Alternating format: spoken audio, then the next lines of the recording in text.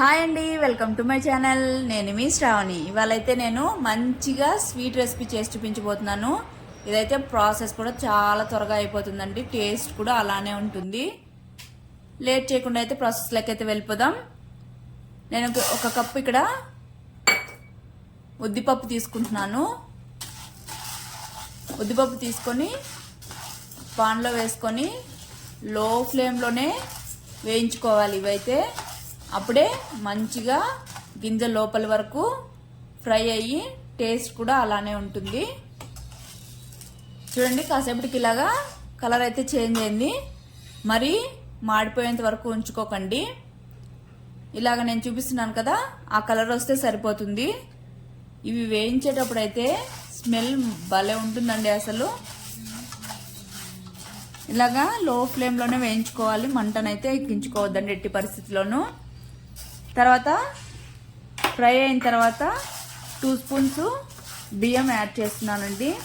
ఇదైతే మనం తినేటప్పుడు జిగురుగా తగలకుండా ఉండడం కోసం మాత్రమే యాడ్ చేస్తున్నాను. బియ్యం యాడ్ చేశాక బియ్యం కూడా కొద్దిగా ఫ్రై అయ్యే వరకు ఉంచుకోవాలి.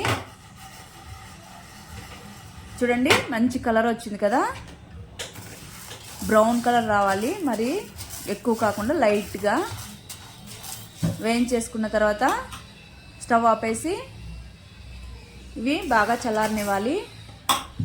అలానే ఈ పాన్లోనే పెట్టకండి, ప్లేట్లో వేసుకోండి, లేదనుకోండి ఆ వేడికి ఇంకా మాడిపోతాయి. ప్లేట్లో వేసుకొని బాగా చల్లారనివ్వాలి. తర్వాత చల్లారాక ఒక మిక్సీ జార్ తీసుకొని కొద్ది కొద్దిగా వేసుకుంటూ ఎంత వీలైతే అంత మెత్తటి పౌడర్ లాగా చేసుకోవాలి. అయినా ఇది అంటే ఎంత మనం మిక్సీలో వేసుకున్నా కొద్దిగా మరీ సాఫ్ట్గా అయితే రాదు. మీరు ఎక్కువ అంటే క్వాంటిటీ తీసుకున్నారనుకోండి, మిషన్లో వేయించుకుంటే సాఫ్ట్గా వస్తుంది. మిక్సీలో ఎంత సాఫ్ట్గా వేసినా కొద్దిగా బరక అనేది అయితే ఉంటుంది.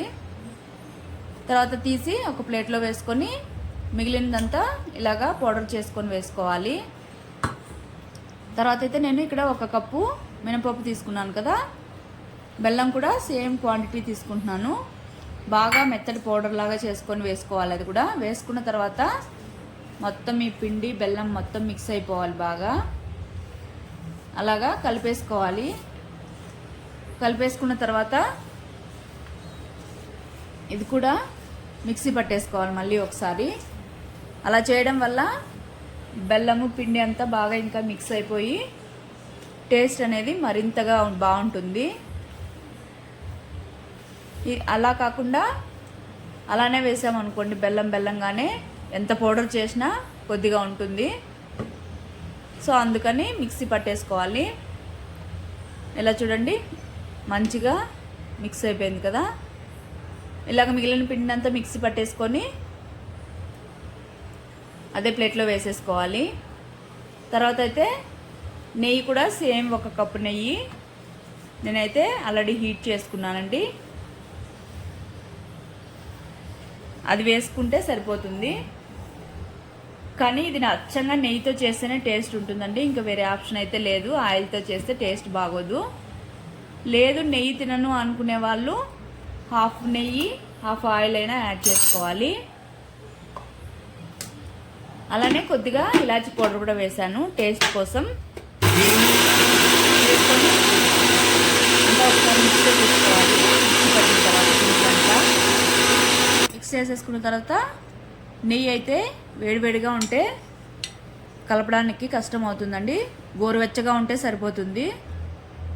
ఇలాగా కొద్దిగా యాడ్ చేసుకొని ఫస్ట్ ఒకసారి బాగా మిక్స్ చేసేసుకోవాలి. మీకు కావాలంటే డ్రై ఫ్రూట్స్ కూడా వేసుకోవచ్చు. నేనైతే సన్నగా చాప్ చేసి వేస్తున్నానండి. తినేటప్పుడు పంట కింద పడితే మంచి టేస్ట్ ఉంటుంది. మీకు వద్దనుకుంటే స్కిప్ చేయండి. ఇలాగా అన్నీ వేసిన తర్వాత నెయ్యి అంతా మిక్స్ చేసేసుకోవాలి. నెయ్యి కూడా ఒకేసారి వేసేసుకోకుండా కొద్ది కొద్దిగా యాడ్ చేసుకొని మిక్స్ చేసుకోండి. ఒకవేళ ఒకసారి చెక్ చేసుకోండి, ఉంటకు రాలేదంటే ఇంకొద్దిగా అంటే ఒక 2-3 స్పూన్స్ యాడ్ చేసుకుంటే సరిపోతుంది. అంతే. టేస్ట్ అయితే మాత్రం చాలా బాగుందండి.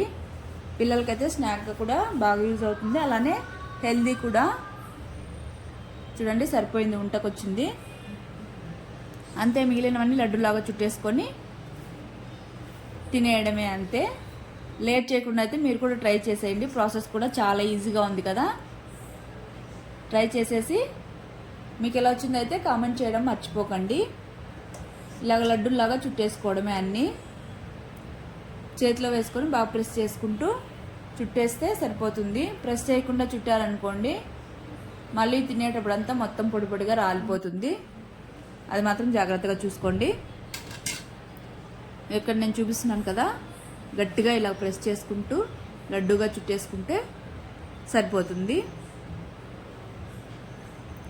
చూడండి లడ్డు అయితే చూస్తుంటే నోరు ఊరిపోతుంది కదా, టేస్ట్ కూడా అలానే ఉంటుంది. మీరైతే ట్రై చేయండి, తప్పకుండా ట్రై చేసి మీకు ఎలా వచ్చిందో కామెంట్ సెక్షన్లో కామెంట్ చేయండి. అలానే నచ్చినట్టయితే సబ్స్క్రైబ్ చేసుకోండి. Okay bye, thank you for watching.